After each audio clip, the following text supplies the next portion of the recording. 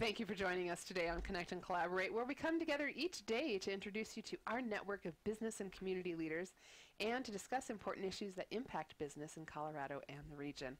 I'm Tammy Schaefer, your on-air producer, and today we're connecting with the Colorado Space Business Roundtable, definitely one of the groups that impacts business in Colorado and the region. And I'm very pleased to have Alires Almon here to join us and give us a recap of this great annual event you have with the Colorado Space Business Roundtable Roundup. Yes. Thank you so much, Alires, for being here. All right, Tammy, thank you very much. Appreciate it. So another great event. I call it the Space Roundup, but Yes. You get everybody together, all of the industries here in the state that contribute to space exploration or the engineering behind it. You got the Lockheed Martin, you've got Ball, you've got so many different groups, and Colorado is kind of a wealth of these companies that all contribute to it. Oh, definitely. Colorado is number 2 in the space industry per capita of employees, and it's best kept secret outside of the aerospace industry that we have such a wealth of companies here that contribute to the space ecosystem. So like you said, we do have the larger companies like Lockheed Martin, Northrop Grumman, Boeing Company, Sierra Nevada, plus we have all the people that support them. We have smaller companies like CableNet Wiring, that supply Rocore as a cable company as well, and they all make things that make the bigger things go. And it's all the CSBR Roundup is a place where they all have an opportunity to come together to network and to learn new things and see what's happening in the industry, how the work that we're doing within CSBR affects their business and then affects those outside of Colorado as well. There are so many small companies that are contributing to the science and the technology that goes into all of this, and some of those companies are as small as like 5 or 10 people. Yes, Colorado is about the entrepreneurial spirit. When you look at the types of companies that are in Colorado and who can contribute to the space industry, the aerospace industry, from academia, we had Aerospace Ventures from University of Colorado Boulder. Yes. They have technologies that are being developed at CU, and how do we integrate them into the company, or how do the bigger companies integrate that new technology and that cutting edge technology into the work that they do now. You have smaller companies like Rocore that are birthed from people who used to work at the bigger companies, and they have, well, we're going to take our idea and go. And then you have engineering companies like Red Canyon and Seeker that are all part of the support system that makes Colorado what it is. And it's such a great environment, I think, when you think of the schools here and the students that have access to so many of these companies where they can get hands-on experience for these great careers in space and engineering and all of that. It's really kind of a wonderful ecosystem. It is, and one of the things we do within Colorado Space Business Roundtables, we have an internship, and that internship introduces students and from high school all the way through their first or second year of college about what the opportunities are in aerospace. It's a 2-week program where they come, they stay in a hotel, and they go to each of the different businesses, large and small, and learn about the different opportunities that are available in the industry. And it might not be, it's engineering, but there's other things that they can do within those companies that are just straight, that are not engineering as well. Right. So let's talk a little bit. We'll have the entire hour to talk about recapping the Colorado Space Business Roundtable Roundup that was December 9th. 6th. That was December 6th. Right. I'll edit that. But to be able to kind of recap and give everybody an idea of, gosh, the conversations, the relationships, the strategies that everybody's thinking about at the Roundup. Give us some idea of what we can talk about today. You had a panel of STEM students that from high school through college and recently graduated professional that were able to kind of give their perspective. Right, and the roundup is meant to be the full spectrum. We are looking at the next generation, and we went to where that next generation is starting, and that is high school, college, young professional. So it's really the full spectrum. We talk about STEM education because that's very important. Yes. Because that's the pipeline of the people who will be working now here in Colorado. So we want to have that homegrown pipeline of employees, and we also looked at what is CSBR doing for our membership. We talked about the congressional, our relationship with Washington from a small business perspective to the big business, and looking at recent changes at the federal level with the National Space Council being regenerated, and what does that mean, and how do we work with that, and then finally our international partners, because when we go out into space, we're going beyond our borders, and how do we take our relationships with us, and what is it going to take to make that relationship happen. And then finally, our theme this year was Take Me With You, which is human spaceflight, which is being done right here in Colorado. Orion is being built here, and all the subcontractors, some of the subcontractors that are supporting Orion are right here in Colorado, and not just in Denver, but beyond the Front Range. So we're looking at Colorado as a whole, not just Metro Denver or maybe Colorado Springs. It's going beyond that. Wonderful. So much to talk about and recap here. We're going to have a great conversation. I'm talking with Alires Almon. She is with the Colorado Space Business Roundtable, and also you're with 100 Year Starship, which we'll talk about a little later in the show as well. So some great content. What stood out to you the most at this year's Colorado Space Business Roundtable Roundup? Which of those conversations, I think, can you say really struck a chord? The biggest thing, the one that gets most people excited, is our STEM. And this year we took a little different perspective and different tact, and that is bringing the actual students who participate in these programs, and not just the program leaders.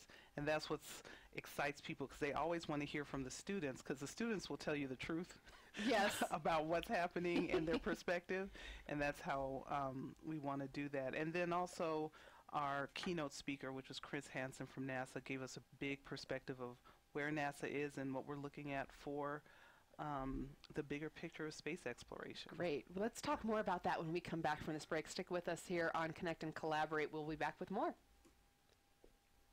We're so glad you're staying with us here today on Connect and Collaborate as we're talking about the Colorado Space Business Roundtable Roundup. We're going to give you a little bit of a recap of the roundups.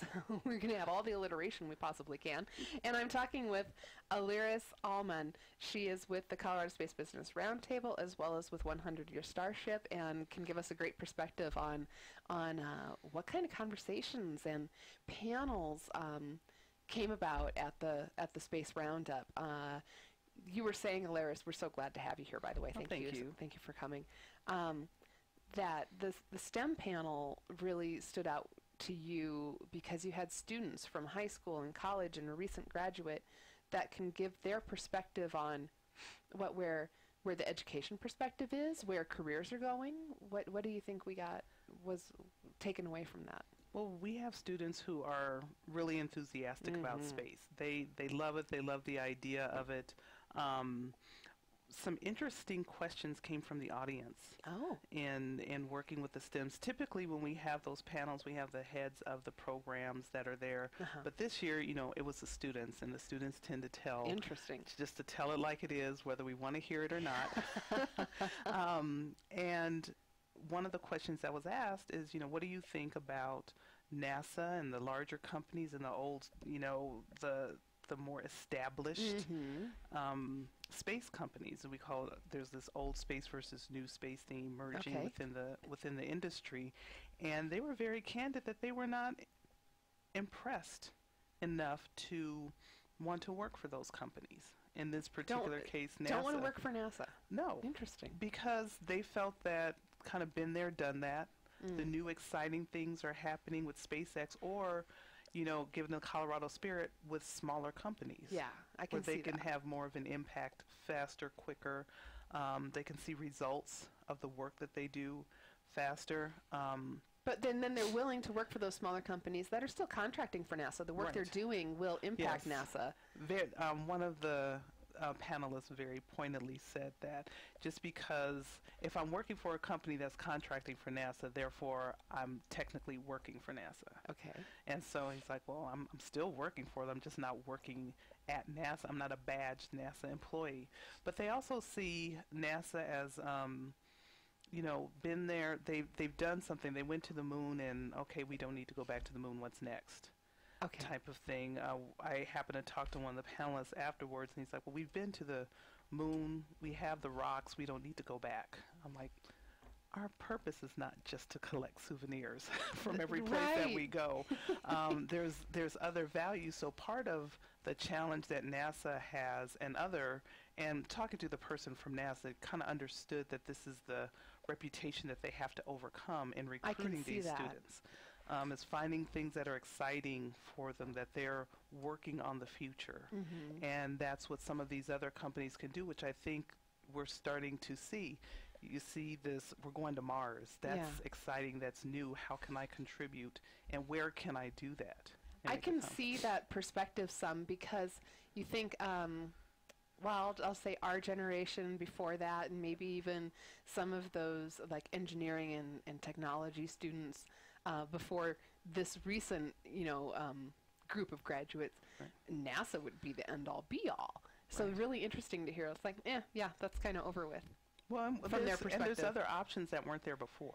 That's the other thing. That's the other thing. And another question that was asked of them is, when you look at engineering, because 3 of the 4 people that were on the panel were women, were young girls. Wonderful. And so you have a young lady who is a freshman in college going into engineering, and one of the questions asked is, did you all ever feel any social stigma with your interests, being women or boys? There's a young gentleman on there, so they were like, no. So the other thing that we're seeing is that there's a tribe, they have their own tribes, and they're comfortable in them, and there are a lot more people that are interested in the sciences, the STEM fields, and so they're not alone going through things. So the barriers are breaking down. Yes. But some of the girls still have of course challenges at the high school level that she felt that she did not feel at the college level. Interesting. College were like, we need everybody here. Come here. And in high school, she was a little challenged. It's like, well, why do you want to take advanced physics? Or, AP physics or something like that. So there's still some areas where there's opportunity for growth and open-mindedness, but it's also looking at, okay, well, how do we encourage people? If they're there, there's other kids that are there with them. None of them felt bullied or anything like that for their interest, because, they have their own friends. Yeah, I think it might be easier, and I'm sure it goes all directions, but in some ways it's easier to I don't know, wave your own flag and go, right? Don't you think this generation has that capability to just like, this is what I want to do, this is what I'm interested in, and you're not going to slow me down. Exactly, and there's so many outlets for that where it's okay. Yeah. I can sit and be a gamer, because guess what? The technology, the skills that are necessary to be a gamer, that's computer science, and all the things that come from it. A lot of the systems that they use are either gamified or use game engines to run them, and that's okay. And it's not a waste of time because of the industry opportunity and the skill set that you're learning that you can apply there. And I'm sure they still run into barriers in different ways, different areas, or wherever those fences are, but they feel more confident about just overcoming them. Oh, absolutely, because they have... Interesting. Yeah, they do. They feel that they have their friends, and their friends are interested in stuff with them, and they don't have to worry about kind of like the outside world. Interesting. Yeah. Well, that's a great progression for STEM and for women in STEM. It's wonderful to hear that. Yes. What else did we take away from that STEM panel with the young people? That they're ready to go. They're ready for the challenges. They're not afraid of hard work, as those fields are hard work. It's They a are. different way of thinking, and they're ready for the challenge, and they want to do the challenge. They're ready to go.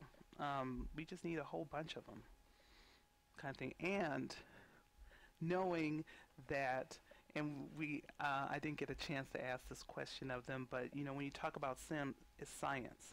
So there's all kinds of sciences. My personal background is psychology. So trying to have that recognized as a STEM field as well, because there is a lot of math that you have to do when you get into advanced studies in psychology and sociology, when you start doing experiments and research, and that is required for the bigger picture.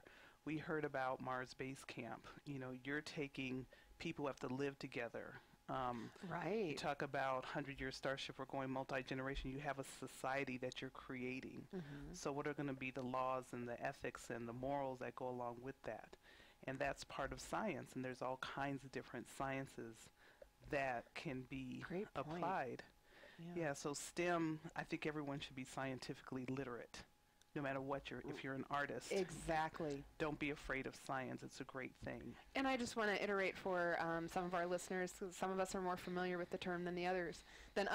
STEM stands for science, technology, engineering, and math. So when we talk about STEM, I just want everybody to be clear on that, because you and I talk about it because we're familiar with it, but I still run into people who are like, so STEM, what does STEM mean? So right, STEM, and then we have STEAM. Yes, that puts the art into it, right? Right, and our keynote speaker, Chris Hansen, really brought an artistic perspective to his talk when he talked about NASA, because he started off with this huge song that was overlaid over these images of the Earth and the big scope of really what we're doing. When we're leaving Earth, we're leaving our home, but we're leaving it with, the hopes and dreams of everybody who's on Earth. Wow. And how do you communicate that? You use art to communicate that, but an artist also has to understand the importance of the science behind what's made that possible. So yes, we need the artists, but we need the artists to understand and be comfortable with science. Not necessarily, I don't need you to become an engineer because you're an artist. I need you to be an artist, but I need you to respect the science. Yes, I can see that. So let's talk a little bit about the keynote speaker, Chris Hansen, and he's from NASA, right? Yes. And you're talking about going into deep space. Yes. Well, in this case, we're What was defining the deep theme there? space as Mars. Okay. And going back to the moon, but his role is he is the manager of the Extravehicular Activities Office, and that is the office that manages all the spacewalks of the astronauts on the International Space Station. So he shared with us kind of the challenges that they have. You're out in space, you're kind of literally hanging out. Yeah. The perspective that they get and going out and doing those spacewalks, but it's also, he brought the idea of, NASA getting a purpose, repurposing their vision. President Trump just basically made a directive. We're going back to the moon. We're going to Mars. Okay. We're sending humans to Mars. Let me correct that. Okay. We're going back to the moon, and we're sending humans to Mars. That's clear and declared. NASA is something that they can get into, they can back it, and they'll feel comfortable with a vision and a mission that's as clear as that. And he was sharing, where are we? What is it going to take? And his presentation really inspired a lot of the attendees who were there. They're like, that was a great talk. We understand, everyone gets re-energized about the purpose and their role in supporting that overall mission, whether you're working with one of the companies, a startup, it all fits into this ecosystem that's going to make that happen. Wow. We are talking today with Alires Almon. She is with Colorado Space Business Roundtable. We're talking, kind of recapping what conversations and what thoughts and strategies came about at the Colorado Space Business Roundtable Roundup that was on December 6th. Yes. And Alires, we are so glad to have you here, and we want to keep you with us here for the rest of the show. Stick with us here on Connect and Collaborate, the voice of the Colorado Business Roundtable, and we will be back talking more about that Space Roundup. We're so glad you're staying with us today here on Connect and Collaborate. We're talking about the Colorado Space Business Roundtable yearly roundup that happened on December 6th, and we're talking today with Alires Almon. Looking at the review, you were part of some panel moderating. You introduced the keynote speaker. You're very involved. Yes.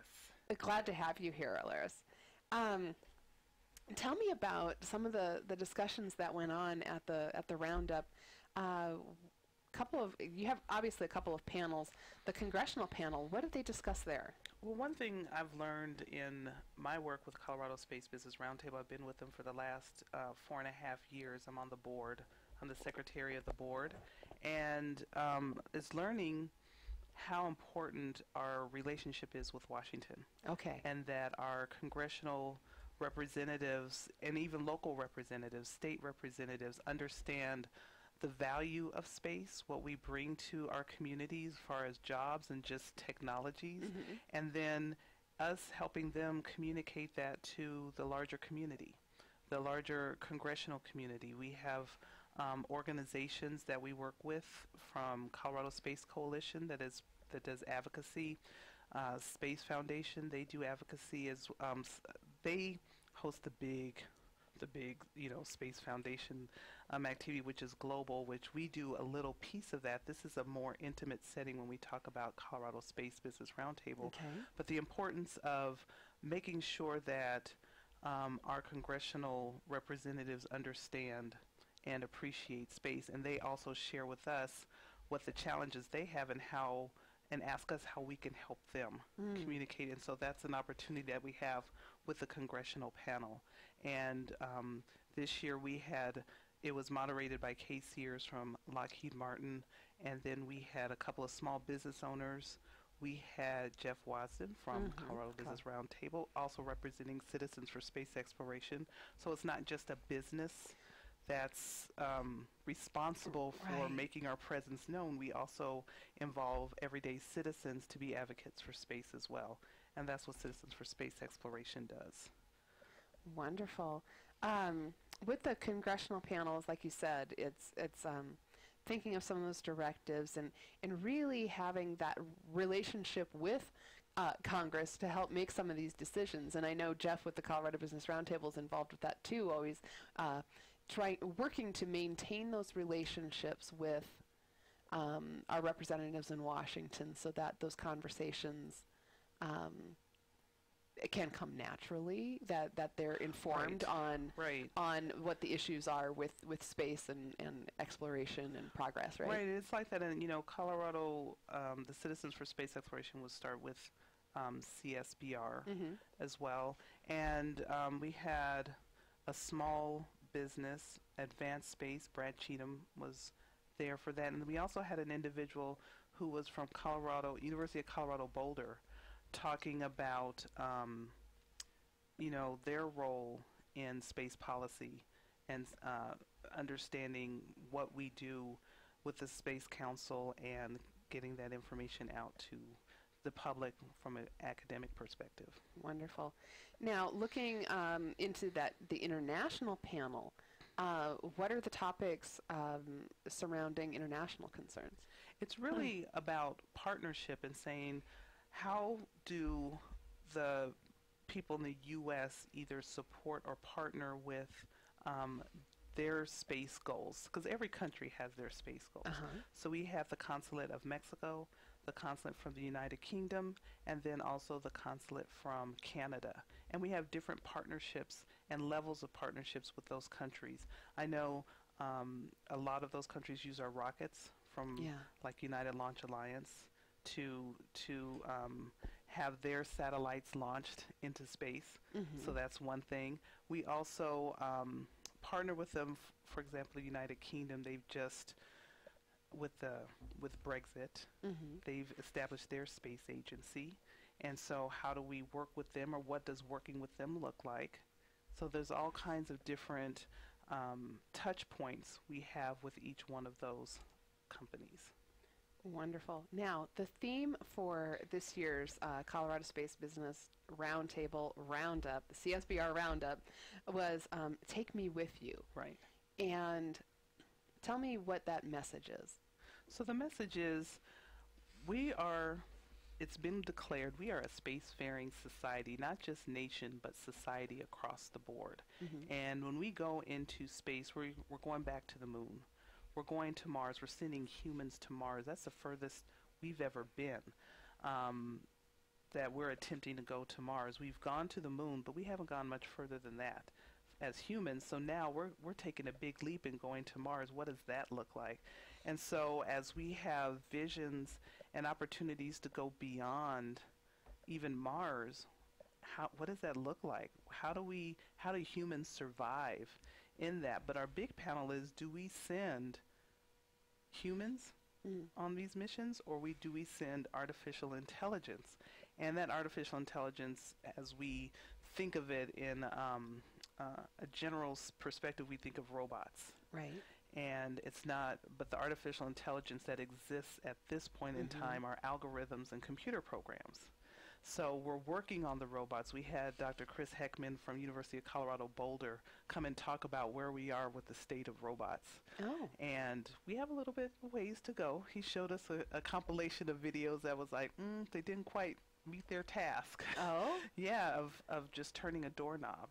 Oh. And these were top minds. So we have a long, we have a long way to go when it comes to utilizing robots in the way that our minds think of the future. You know, we're not at Star Wars yet. No. Kind of thing. That's kind of where we want to go. But we also look at the capabilities of computers and what can they really do and how can they support us. But the bottom line is we want to go. The reason we want to go, we don't want the postcard. We want to have the experience. We want the selfie, not the postcard. That's a great way to put it. How to look at it, because humans want to explore. That's why we're doing it. There's great residual effects of it. It's like, we're going to have great new technologies, great ways of keeping the systems and the people on Earth alive and thriving. But we want to go. And we want to send the people to go. We had Chris Hansen, our keynote speaker, on the panel as well, and Rob Chambers from Mars Base Camp, and they were saying, Rob, what do you need for the future? And he's like, well, we want humans that don't take up a lot of space, that don't eat a lot, because you don't want to carry a lot of food. So we have to change humans? I'm not going to go down that path. Because there might be a group of people who might say yes, but but when we talk with Chris Hansen and what he needs on the International Space Station, what humans have to do, and the tasks they have to accomplish, he's like, we need mechanics. We need people to fix things, who have the ability to fix things, and if they're going on spacewalks, they need to be physically strong. Right. So that we need he said we need professional athletes and mechanics. So. What an interesting combination. Well, it's about survival. It is. And how do we make the situations survivable? Right, but if you look at our culture right now, it's you're either an athlete or I don't want to say this way, but or a mind. Right.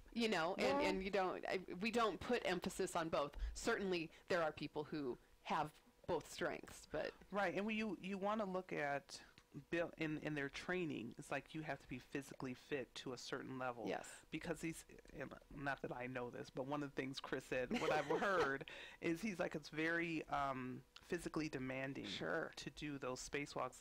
And there's an astronaut, Dr. Leland Melvin, and he played professional football, got an injury, decided to become an astronaut. Mechanical engineering was his background. And so I love it. He's gone up. He's done a couple of spacewalks. So they had a all-in-one for a moment. Yeah. That's so fascinating. Yeah, because I always think of the people who like are actors and can sing and are beautiful. It's like, pick one. But right, and this is but that's what you're looking for, is the really well-rounded that can handle all of it. I like that idea of what a crew would look like in that in that future, right? Yes, and they said that the crew should be human, be augmented with support from robots and artificial intelligence. Wonderful. We're talking today with Alires Almon with the Colorado Space Business Roundtable. We're kind of recapping the CSBR Roundup from December 6th, and we're going to come back and talk a little bit more with Alires. Stay with us here on Connect and Collaborate. We're so glad to have you along on Connect and Collaborate today. We are talking about the Colorado Space Business Roundtable Roundup that was on December 6th, and I have Alires Almon here to recap the entire roundup and conference and panels with us today. And Alires, I'm so glad to have you here. We just kind of left off that last segment talking about, I guess what a crew would look like going to deep space, whether, is it artificial intelligence? Is it humans? Is it a wonderful combination of both? Right. And we kind of left it off with, needing that person who's physically fit, kind of an athlete status, who's also understands the mechanics and the science and technology behind everything. Right. And it was interesting trying to get the panel to just nail down what that crew looked like, because they know from a practical sense, from a cost sense, it might be easier to send robots or utilize artificial intelligence, but the explorer in us wants to go. And that's... Yeah, what's the fun of just sending a bunch of robots? Exactly. Like we said, it's the selfie versus the postcard. And we really want to... Yeah, we're going to get all these robot selfies on Facebook eventually. Right, and that's not going to be fun for anybody. Exactly. That's exactly it. So they're really... It's like we have to find the solution, of making it viable, deep space travel viable for humans. And Mars is our first opportunity to really test the limits and what we've learned from other missions, whether they were just the space shuttle launches, the work they've been doing on the International Space Station of having humans live there long term, getting along, making sure that they have what it takes to make that journey and make it safely. So well, and you mentioned you need people who are fit, who can handle the physical challenges, but don't need to eat a lot. And I'm thinking, what were the kind of provisions they sent with NASA long ago or originally? And I'm thinking too of like our armed forces that have meals ready to eat. Is that the best nutrition for somebody that needs to be right? You need to keep them, you need to keep people healthy. Yeah. But the other part is just meeting the minimum of, I'm going to give you food to keep you healthy. We could do that in a pill. Yeah, here's your nutrition. Your nutrition, but you also want to keep them engaged and creative, because mealtime, from a sociological perspective, is very important. You sit there, you exchange how your day went, and you don't want to do it over a pill. You want to do it over food and just the experience of eating. Yes. So there's been many advances in food. Sierra Nevada is working on a project to grow food on the International Space Station, with the International Space Station, but also in other vehicles. And the point is, it's fresh food. It's not something that they have to carry with them. It's not some capsule or a flattened like jerky or something. Exactly. You want something nice. You can make a burrito, out of a tortilla or something like that. Just have some fun. But as you alluded to earlier, there's also the psychology of having somebody out there in space, however long this journey is, that having a communal time over a meal. Exactly. Rather than a capsule or an injection or something. Right. And it's an opportunity to just take your breath, get to know, you're going to get to know your fellow traveler, your crew in this one. They're going to be best of friends for a very long time. Yeah. Interesting. That's fascinating.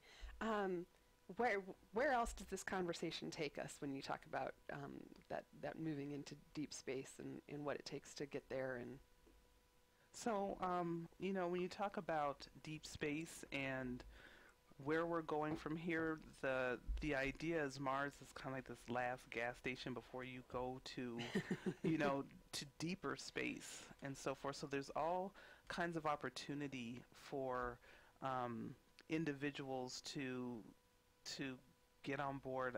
We at 100 Year Starship would look at this mission as a milestone. What did we learn going to Mars? What have we learned already from going to the moon, from having astronauts live on the International Space Station? Now we're going to really test those boundaries going to Mars, because those astronauts have to be self-sufficient. So what artificial intelligence can we do to send to support them? What are some tasks that we can automate for them, or are there going to be robots ready to support them when they go? And then if we're going interstellar, looking at 100 Year Starship, which that journey is beyond our comprehension, other than a number that we can pronounce, which is 70,000 years to get to the nearest star. Oh, wow. How do we send people? You know, are we going to have advances in propulsion? Will this journey to Mars give us ideas of how to be more efficient with fuel? Can we get fuel along the way? What does that look like? 70,000 years is multi-generational. If we keep people awake, if we have them sleep, you know, what does that look like? You know, what does the psychology of those individuals who emerge after a 70-year sleep, if we get to 1/10 the speed of light, what are they going to be thinking about? And is that the right way to do it? Should we have generations who are used to traveling in space versus a generation that's been asleep and now we're going to wake up? So my imagination is limited to I guess, the stories I've seen in movies. And I mentioned, we talked about this before we started the show, that movie Passengers, where I forget how long the journey was supposed to be, but they were supposed to be asleep for all of it. Right. So that's really kind of what we're looking at for a concept? We are looking at suspended animation as a way to manage the time for deep space travel. You look at the movie Interstellar, and you look at and they did a great job of relativity. You know, if we do 1/10 the speed of light, and those people go, the people who go are now on a different timeline. You know, if they survive that second generation that makes that second half. And then the family left behind would be long gone. Well, yes, because 70,000 years would have still gone by on Earth. So who's going to remember you? Who's going to remember the people going? If you remember in Passengers, you got to be sent a message. Took 36 years to get a reply. Right. So you can't just send a hello, hi, are you there kind of message. You know, because you're still traveling away from Earth. Yeah, when somebody doesn't answer your text, it's it's a big you have deal. a little bit of a wait time there. There's a little bit of a wait time on that type of thing. But you have to look at the different types of challenges that are going to happen. They're going to have those on a much smaller scale, looking at, you know, Mars, but not necessarily the same scale doing a 100-year Starship. So it's going to be years before they get back. With Mars, it's minutes, 10 minutes. Wow. And I'm sure someone's going to correct me authentically with that exact, but it's only a few minutes versus years. Wow. But you still are left with the decision making, the autonomy having to be on that ship. Wow. And with those astronauts. So giving them as much support, as much training, as much confidence as we can is what's important. You want to make sure that they're physically healthy, that they're psychologically healthy, that the team gets along, and if they don't get along, they know how to overcome their conflicts. That's a huge issue. And when we look at 100-Year Starship, you're talking about taking a microcosm of our society and recreating it and sending it off. Right. Because now whose rules do you follow? What philosophical perspective do you send? Do you send Eastern philosophy? Do you send Western philosophy? What ethics do you take with you? What laws are important? And are you willing to let your perspective go for the greater good of the group? Oh, that opens up so many I don't know, Pandora's boxes.